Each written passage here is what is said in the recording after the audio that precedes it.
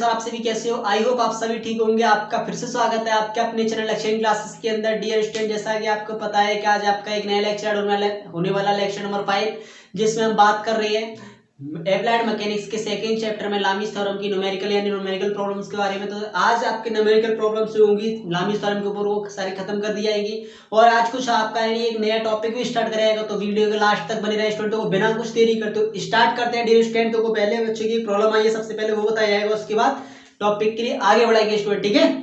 तो देखो इसमें क्या रखा है कि एक न्यूमेरिकल है कि एक गोला है जिसका भार दे रहा है, एक गोला जिसका एक सर्किल है जिसका वेट दे रखा है W है, दो चिकने समतलों पर चित्र के अनुसार चित्र अवस्था में स्थित है। देखो उसने डायग्राम बना रखा है, ठीक है, मान लो उसके अकॉर्डिंग लेना है। तो देखो सबसे पहले क्या करेंगे, इसमें एक सर्किल बना लो, ठीक है, ऐसे करके उसने ये डायग्राम दे रखा है, ठीक है स्टूडेंट्स। देखो ऐसे करके मिल गया होगा आपके लिए। क्वेश्चन नंबर 24 है, लेकिन वीडियो का आज की पहला क्वेश्चन है। इसमें ये एंगल गिवन कर रखा है, ये अल्फा है, ये बीटा है। इसका देखो वेट और लटका रखा है, उसने ऐसे करके बना रखा है ना, तो आपने देखा होगा वेट और लटका रखा है। तो देखो वेट वगैरह की बात बाद में करेंगे, पहले आप इतना समझ लेना कि आखिर कह दोगे ऐसे करके तो बना रखा है उसने। अब पहले देखो क्वेश्चन को करने का तरीका देखना कि आखिरकार कैसे होएगा। तो यानी उसने कहा है कि आखिरकार इन सतहों पर रिएक्शन का मान ज्ञात करना है कि आखिरकार रिएक्शन का मान कितना होगा, ध्यान रखना स्टूडेंट, ठीक है।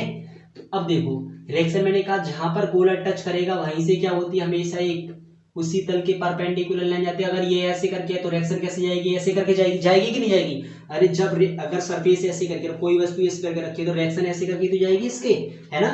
तो देखो अब रख निकाल देंगे इसके रिएक्शन ऐसे करके, इसके सेंटर से होती हुई ये चली गई। अब ऐसी सेम टू सेम यहां से जाएगी, जाएगी कि नहीं जाएगी? ये आपका R1 डाल लो, इसे R2 डाल लो, ठीक है। अब देखो, अब मान ले पता है कि यहां तक अगर आपके समझ में आ गया हो ना, तो वीडियो के अंदर आगे बढ़े बाद में देखना, पहले ये देख देना भैया हमारे जो ध्यान रखो। देखो भाई कम से कम देखते हो तो हमसे कमेंट करने में आपका कुछ घिस जाता है ये बता दो, या लाइक करने में आपका कुछ घिस जाता है कि हाँ भैया हमारा पैसा खर्च हो जाता है या कुछ ऐसा चला जाता है। अरे कम से कम बताओगे नहीं तो मुझे कैसे पता चलेगा कि हाँ भैया हमारे समझ में आ रहा है। और लड़कियां तो कोई कमेंट करती नहीं है, एक आध दो कर देगी नहीं तो बाकी तो कोई करती नहीं है। कम से कम बता तो दिया करो कि हाँ भैया हमारे समझ में आ गया। जो मैं बोलता हूँ पागल थोड़ी नहीं हूँ, पूछ रहा हूँ। तो आप यानी कमेंट बॉक्स के अंदर लिखना कि हमने जो पहला क्वेश्चन मैंने डायग्राम सबसे पहले ड्रॉ किया है वो आपकी समझ में आ गया है, ठीक है। नहीं आया तो भी बताना है कि भैया हमारे नहीं आया, तो कम से कम नेक्स्ट वीडियो के अंदर वो बता दिया जाएगा, ठीक है। तो देखो इसमें देखा, अब इसमें निकालेंगे। तो अभी बताओ ये पूरी लाइन कितनी की होती है, 180 की होती है कि नहीं होती है? जब 180 की होती है तो ये अल्फा ये बीटा है, तो ये वाला कितना रह गया, बस ये बता दो मुझे, ये वाला एंगल कितना रहेगा बीच का? अरे अगर ये टोटल है, अगर ये अल्फा है, ये तो निकाल दिया बीटा है, तो ये कितना रह जाएगा? अरे 180 में से घटा दो, कितना? Alpha plus beta. घटा देंगे कि नहीं घटा देंगे? तो ये वाला एंगल कितना हो जाएगा आपका, ये सॉरी ये एंगल कितना हो जाएगा? 180 माइनस के अल्फा प्लस बीटा। आपके समझ में आया कि नहीं आया? अब ये देखो समझ में आ गया होगा, क्योंकि देखो अगर पूरी लाइन में से अगर इस वाले को हटा लो, एक इस वाले को, यानी अल्फा और बीटा को हटा लो, तो कितना रहेगा? अरे ये बताओ, मैं क्या चल रहा है कि 30 डिग्री है, ये 60 डिग्री है, तो ये वाला कितना हो जाएगा? 60 और 30 90, तो ये हो गया। और 180 में से घटा लो तो 90 तो रह जाएगा, ऐसे करके, ठीक है। अब देखो ये क्या एक समांतर चतुर्भुज का निर्माण कर रहा है कि नहीं कर रहा है? एक चतुर्भुज का निर्माण कर रहा है, एक चतुर्भुज है, तो चतुर्भुज के चारों कोणों का आपस आमने सामने के कोणों के कोण जो होते हैं एंगल बराबर बराबर ना होते हैं। ये वाले एंगल की बात कर रहा हूँ, ये वाला चतुर्भुज जो बनना है, ये वाला, ये चतुर्भुज के देखो ये वाला एंगल है, तो ये वाला एंगल बराबर बराबर होंगे, होंगे कि नहीं होंगे? तो ये वाला भी कितना होगा आपका? 180 माइनस अल्फा प्लस बीटा होगा कि नहीं होगा? अरे ये तो चतुर्भुज के चार जो आमने सामने के चार कोण होते हैं वो बराबर बराबर होती हैं, या इसके बराबर होगा, ये इसके बराबर होगा, ठीक है। तो अब देखो जब ये बताओ अगर कोई वृत्त है और इसके सेंटर से कोई अंतःखंड ऐसे करके काट रहे हैं, बिल्कुल केंद्र से होकर जा रहे हैं, ध्यान रखना किससे जा रहे हैं? इसके केंद्र से, तो ये कोण तो बराबर बराबर होते हैं भाई। ये तो आपके लिए पता होगी कि अगर कोई सर्किल है और इसके ऐसे करके सर्किल यानी अंतःगणित सर्कल बिल्कुल यहाँ से काट रही है, बिल्कुल सेंटर से रेखा जा रही है, अंतःगणित काट रही है, तो हमेशा ये वाले कोण तो क्या होते हैं, बराबर बराबर होती है। तो बराबर बराबर होती है, इसका मतलब ये भी आपका 180 माइनस अल्फा प्लस बीटा होगा, ये भी 180 माइनस अल्फा प्लस बीटा होगा, और ये भी 180 माइनस अल्फा प्लस बीटा होगा। अरे होगा कि नहीं होगा? अगर होगा तो यानी ये वाला एंगल कितना हो जाएगा, फिर ये भी 180 माइनस अल्फा प्लस बीटा होगा कि नहीं होगा? समझ में आ गया होगा? अगर समझ में आ गया है तो कमेंट बॉक्स के अंदर कमेंट करना कि भाई हमारे ये चीज समझ में आ चुकी है। ठीक है, तो देखो आगे बढ़ाते हैं क्वेश्चन के लिए। आगे क्या क्या रखा है कि देखो, अब मैं इसकी बात करता हूं कि भैया हम ऐसे करके बना लेते हैं, ये आपका R1 हो गया, ये आपका R2 हो गया, और ये आपका वेट हो गया। अब देखना, देखो मैं दो डायग्राम ड्रॉ करता हूँ जिससे आपके बहुत अच्छे से समझ में आएगा। यहाँ तक तो आपके समझ में आ गया हुआ, अल्फा प्लस बीटा तक की तो कहानी समझ में आ गई होगी। देखो ऐसे करके तो डायग्राम दे रखा था, ये सर्किल इसमें ऐसे करके रख रखा है। ठीक है,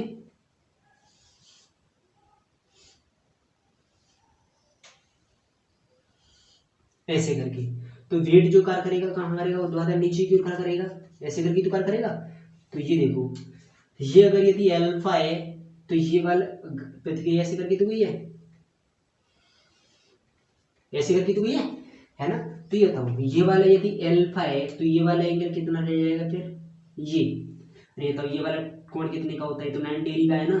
तो जब ये 90 डिग्री का है तो कितना रह जाएगा, बस 90 में से घटा दो, कितना 90 माइनस अल्फा, और ये कितना का, ये तो 90 है, तो ये वाला कितना रह जाएगा स्टूडेंट, तुमसे ये बता दो बस कि देखो ये क्या बनना है, एक समकोण त्रिभुज बनना है कि नहीं बनना, समकोण त्रिभुज बनना नहीं बनना। समकोण त्रिभुज के तीनों कोणों को इक्वल कितना होता है, 180 होता है, त्रिभुज के तीनों कोण कितना आएगा, तो 180।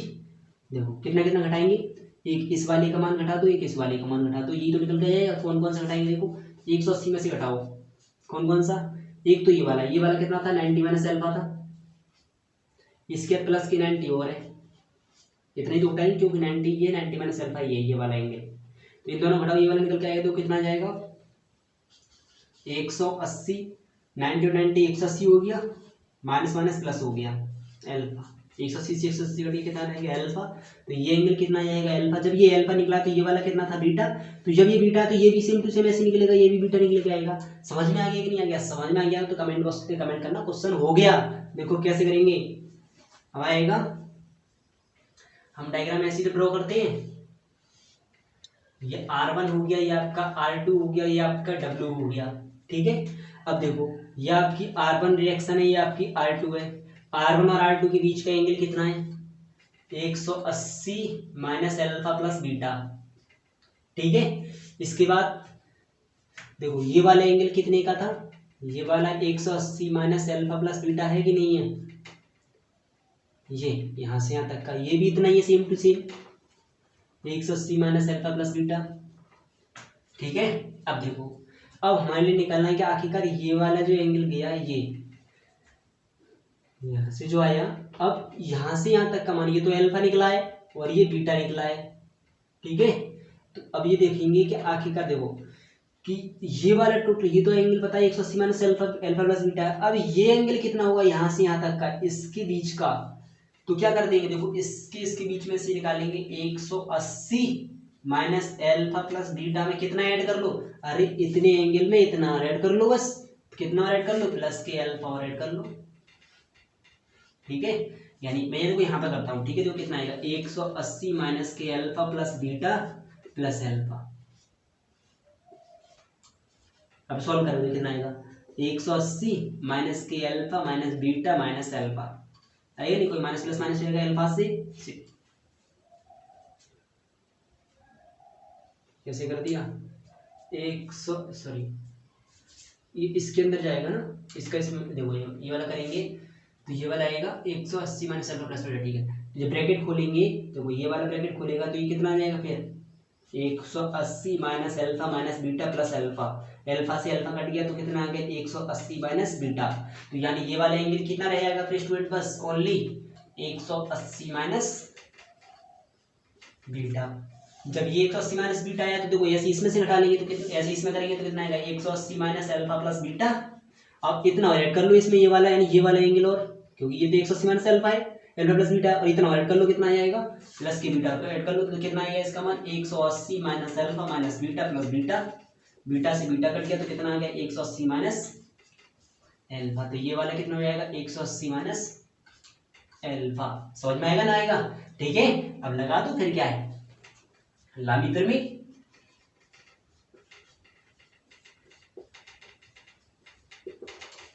ठीक है। लामित्रमिक क्या कहती है R1 अपॉन के इसकी जस्ट पीछे का angle sine 180 minus alpha equal to R2 upon K इसके जस्ट पीछे का angle sine 180 minus beta equal to W upon K sine 180 plus 180 minus के अल्फा प्लस बीटा।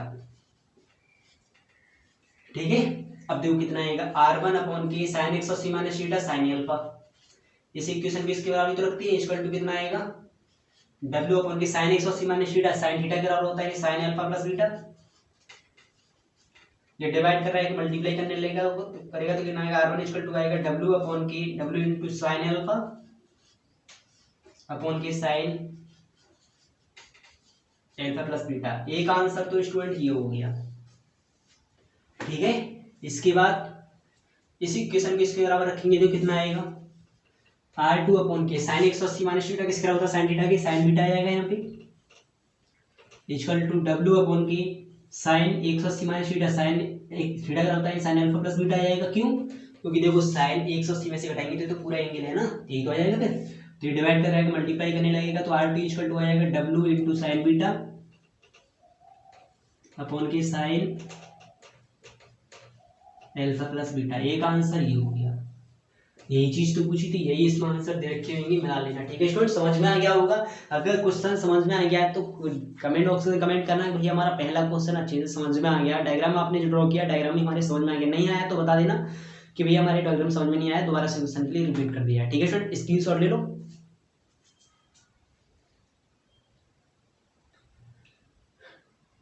हो गया होगा स्टूडेंट्स, समझ में आ गया।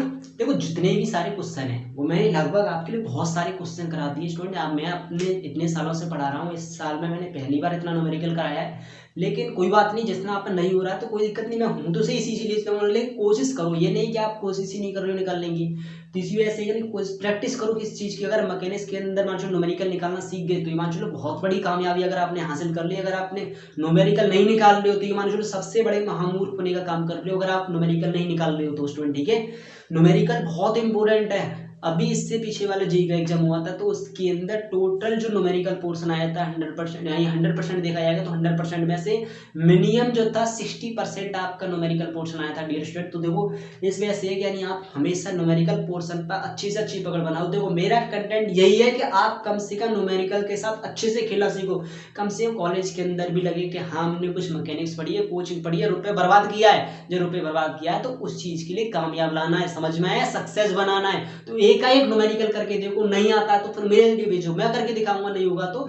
अब क्वेश्चन के देखो आगे बढ़ाते हैं। नेक्स्ट क्वेश्चन बच्चे ने पूछा है, देखो जो क्वेश्चन पूछ रहे हैं कम से कम लग रहा है कि हाँ पढ़ रहे हैं, लेकिन बाकी सब तो मुझे लग रहा है मजा ले रहे हैं। ठीक है, लॉकडाउन की छुट्टी काटो, मजा लो, लेकिन एक टाइम ऐसा आएगा कि आप घर बैठ के रोना कि बाद में हमारी बैक लगी, भैया क्या हो गया, समझ में आया, पैसा ही बर्बाद किया, क्लास भी लिखी, लेकिन हमने खुद ही तैयारी नहीं की तो क्या होगा, उसका रिजल्ट आपके थोड़ी देर में आपके आंखों के सामने होगा। तो स्टूडेंट कम से कम तैयारी करो, पढ़ाई करो, कम से कम ऐसा हुआ कि कुछ हासिल होगा तो, लेकिन नहीं होगा अगर पढ़ोगे नहीं तो कुछ हासिल नहीं होने वाला। ठीक है, देखो आगे करते हैं क्वेश्चन के लिए।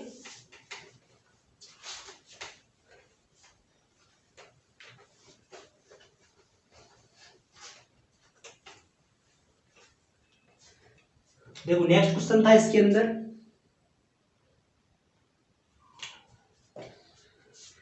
क्वेश्चन नंबर 25 है स्टूडेंट्स, आज वीडियो का दूसरा क्वेश्चन है।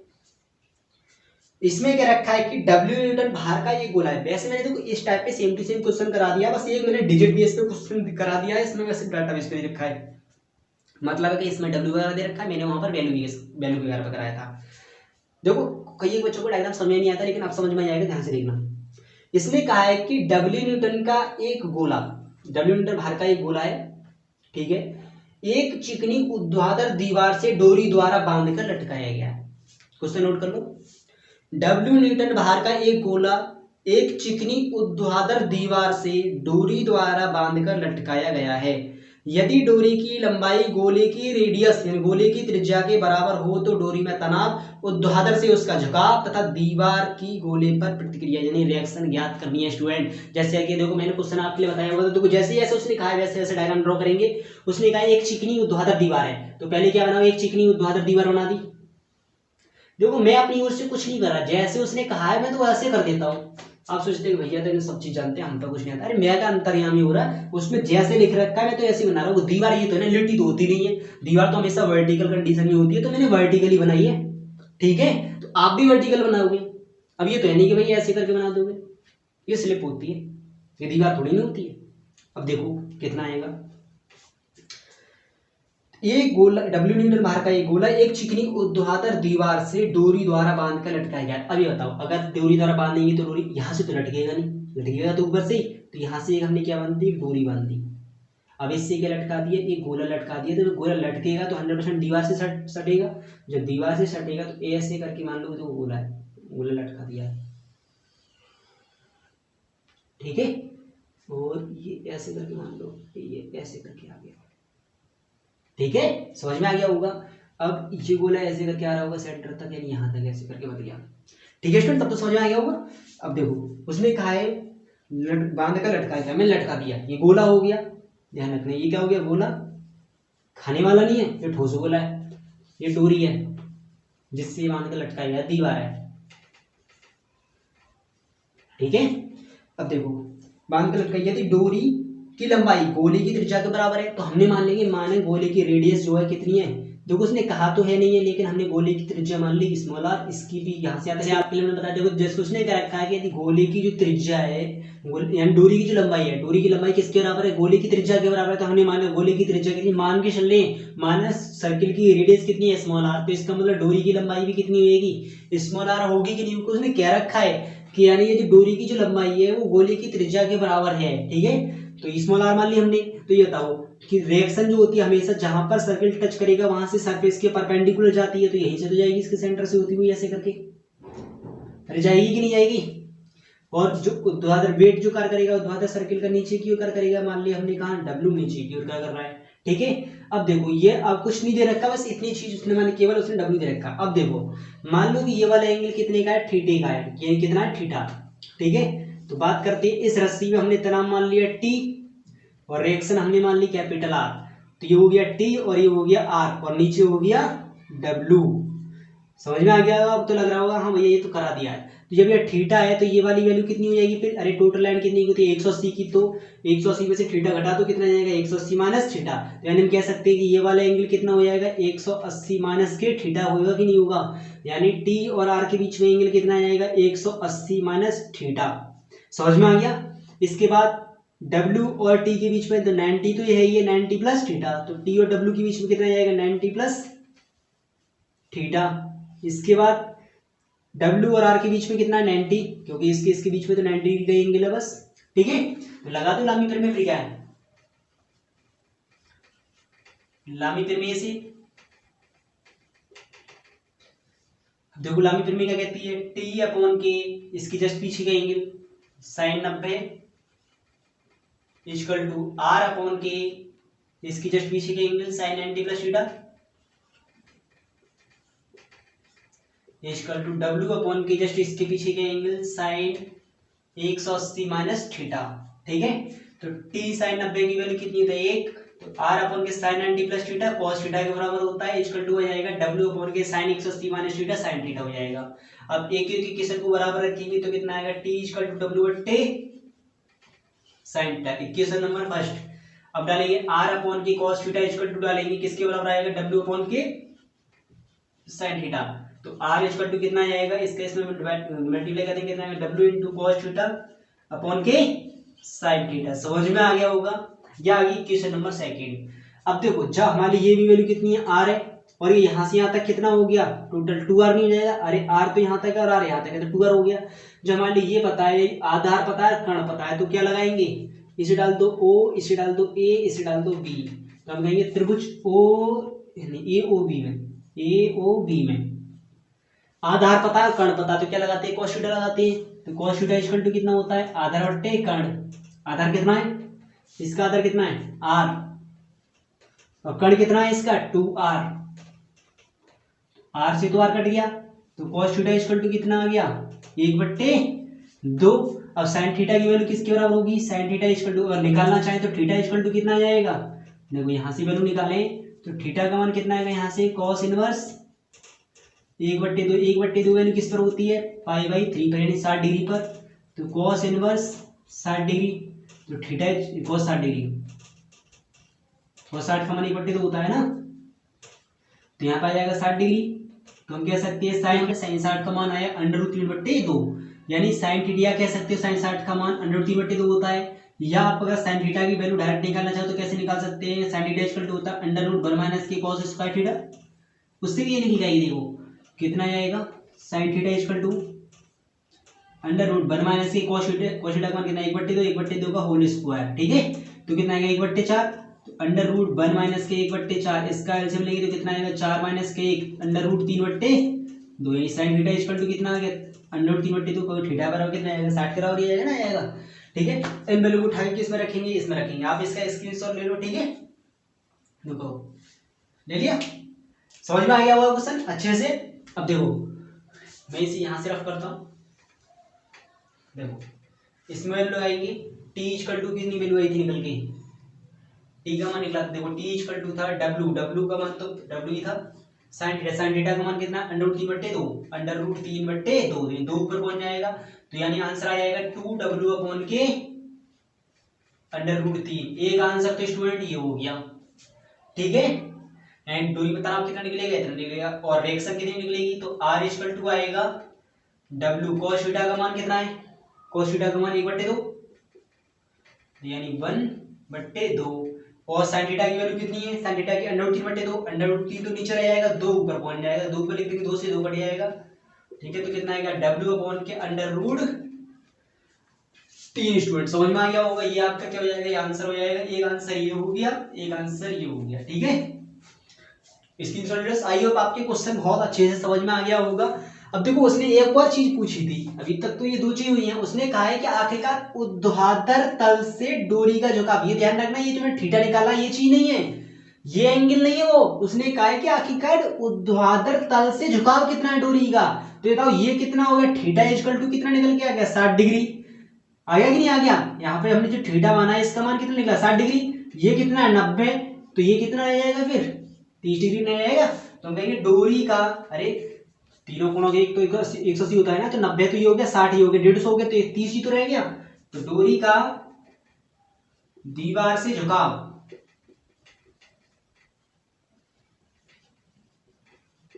कितना आ जाएगा 30 डिग्री, यही इसका आंसर आएगा। आई होप आपके क्वेश्चन बहुत अच्छे से समझ में आ गया होगा स्टूडेंट, ठीक है, आप इसका स्क्रीनशॉट ले लो, ठीक है, समझ में आ गया होगा। तो देखो आज के क्वेश्चन के न्यूमेरिकल यानी जो आपके लामिस थ्योरम के ऊपर क्वेश्चन है वो मैं आज यहाँ पर एंड करता हूँ, और यदि अगर आपके अभी भी कोई डाउट रहता है तो आप मुझे कल कमेंट बॉक्स के अंदर मेरे लिए कमेंट बॉक्स के अंदर जरूर भेजना है कि भैया हम पे ये क्वेश्चन नहीं हुआ है, लेकिन आज मैं कुछ टॉपिक आगे ही बढ़ाऊंगा। तो देखो बात करते हैं आगे का नेक्स्ट टॉपिक के बारे में, पहले से रफ कर देता हूँ, ठीक है। देखो बहुत दिन हो गए इसी टॉपिक को चलते चलते हुए, लेकिन कोई बात नहीं, न्यूमेरिकल भी बहुत सारे कराए।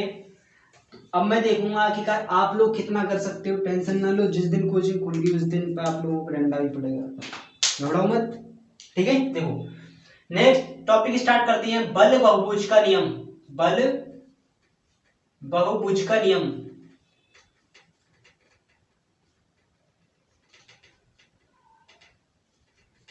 इंग्लिश वाले लिख लेना लॉ ऑफ पॉलीगॉन फोर्सेस, ठीक है students, law of polygon forces, ठीक है, बल बहुभुज का नियम। अभी तक देखो एक बताओ बल बहुभुज के अंदर के नियम के अंदर क्या होगा, देखो उससे पहले मैंने सबसे पहले आपके लिए कौन सा नियम बताया था, समांतर चतुर्भुज का नियम बताया था, इसके बाद त्रिभुज का नियम बताया था, फिर इसके बाद लामी परिमेय बताई थी, यही चीज तो बताइए।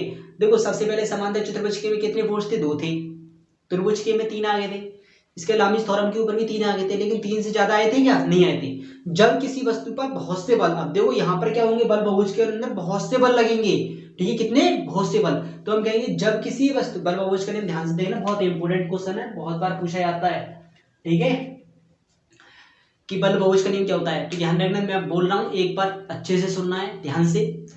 बल बहुभुज का नियम कहता है कि इस नियम के अनुसार किसी वस्तु पर कार्य कर रहे अनेक बलों को परिमाण व दिशा के साथ एक खुले बहुभुज की भुजाओं पर दर्शाया जा सके तो इन बलों का परिणामी बंद बहुभुज के बंद करने वाली भुजा के को दर्शाता है, जबकि उसकी दिशा कैसी होती है, विपरीत होती है। समझ में आया? दोबारा से बताता हूँ, देखो ध्यान से सुनना है कि जब किसी वस्तु पर कार्य कर लॉ ऑफ पॉलीनॉमियल फोर्सेस कहता है कि इस नियम के अनुसार या किसी वस्तु पर कार्य कर रहे अनेक बलों को, यानी कई एक बलों को एक खुले बहुभुज ओपन पॉलीगोन की भुजाओं पर साइड्स पर दर्शाया जाए तो इन बलों का रिजल्टेंट उस खुले बहुभुज की बंद करने वाली भुजा द्वारा दर्शाया जाता है, जबकि उसकी दिशा अन्य बलों की दिशा के विपरीत होती है। इससे ही कहते हैं बल बहुभुज का नियम। आई होप आपके समझ में आ गया होगा, मैं दोबारा से रिपीट कर रहा हूं, एक और बार ध्यान से सुनना है।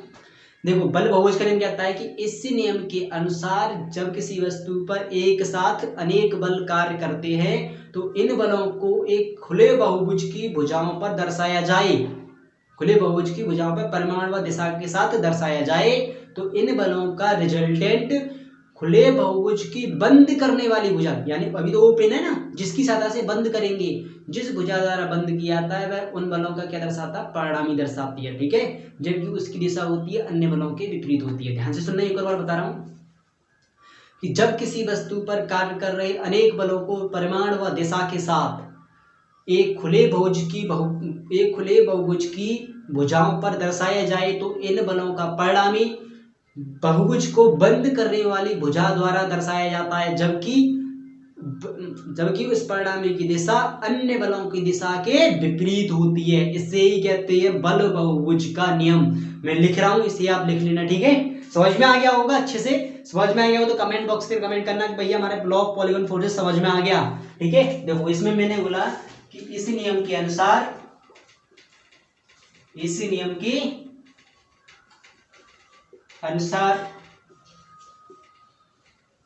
किसी वस्तु पर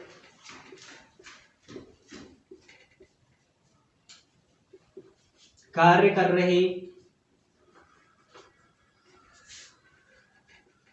अनेक बलों को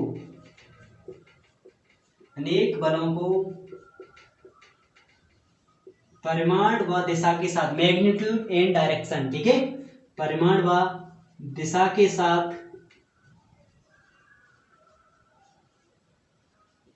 एक खुले बहुभुज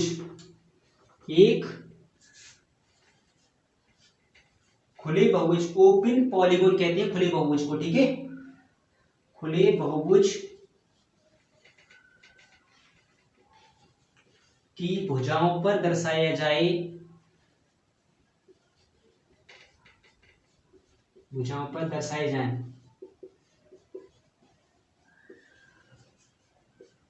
तो इन बलों का परिणामी यानी इन बलों का रिजल्टेंट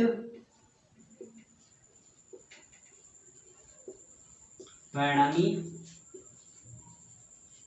बहुभुज की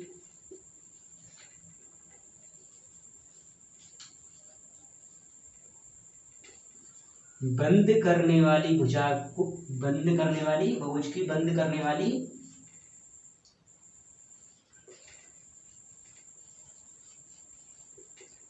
भुजा द्वारा निरूपित होता है।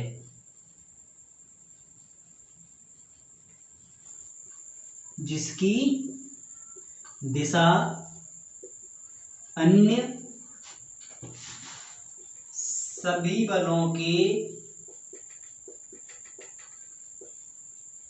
विपरीत होती है। इसे ही बल बहुभुज का नियम कहते हैं, लॉ ऑफ पॉलीगॉन फोर्सेस कहते हैं। ठीक है स्टूडेंट, समझ में आ गया होगा? बल बहुभुज का नियम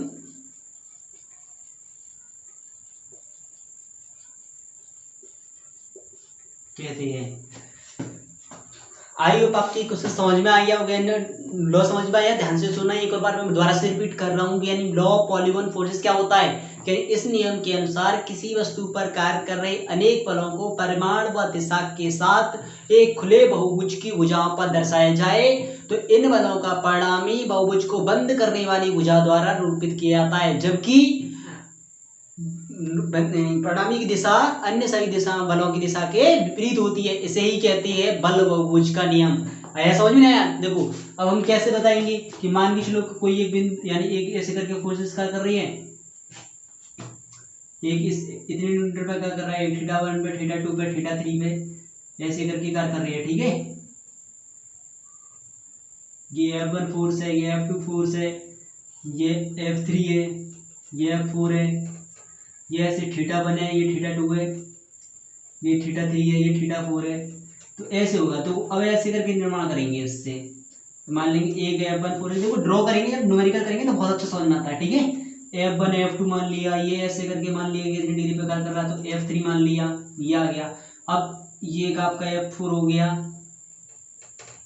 कैसे भी बना सकते हो। अब ये यहां से आता है वो ओपन है, यानी 4 फोर्स कार्य कर रहे हैं, तो 4 फोर्स। अब इन बलों का जो रिजल्टेंट होगा ना, देखो अब ये ऐसे करके गए, ठीक है। अब इस बलों का जो इन बलों का जो रिजल्टेंट है, इस लाइन को जो मिलाएंगे ना क्लोज लाइन के लिए ऐसे करके, ये चीज तो ये कहलाती है इन बलों का रिजल्टेंट, जिसकी दिशा क्या होगी, इन सभी बलों की दिशा के विपरीत। क्योंकि देखो आना चाहिए था ऐसे करके, लेकिन जाएगा कैसे, ऐसे करके, ठीक है। समझ में आया? तो इस डायग्राम को भी बनाना है, इस डायग्राम को भी, इस डायग्राम को भी, दोनों का स्क्रीनशॉट ले लो, ठीक है। समझ में आएगा? इस चीज को आप कैसे बना सकते हो डायग्राम के लिए, कोई दिक्कत ना होती है। जैसे अगर आप कितने भी डिग्री पे यानी ऐसे करके θ1 मान लेना, θ2 मान लेना, θ3 कितने भी डिग्री पे कितनी भी फोर्स लगा लेना, उतनी इसमें यानी ऐसे डायग्राम खींचते चले जाना, बन जाएगा, ठीक है। अब देखो ये तो न्यूमेरिकली हम जब करेंगे तब समझ में आएगा और अच्छा। वैसे आपके लिए लॉ समझ में आया? अगर लॉ अगर आपके समझ में आया तो कमेंट बॉक्स के अंदर कमेंट करना कि भैया हमारे लॉ ऑफ पॉलीगॉन फोर्सेस अच्छी तरह से समझ में आ गया, ठीक है। तो डियर स्टूडेंट्स आज के लिए बस इतना ही। बस देखो आज आपका शायद हो सकता है आज का जो लेक्चर अपलोड होने जा रहा है, यानी ये वाला जो लेक्चर होगा, हो सकता है कि इससे आगे वाला लेक्चर हो तो एक दिन लेट होगा।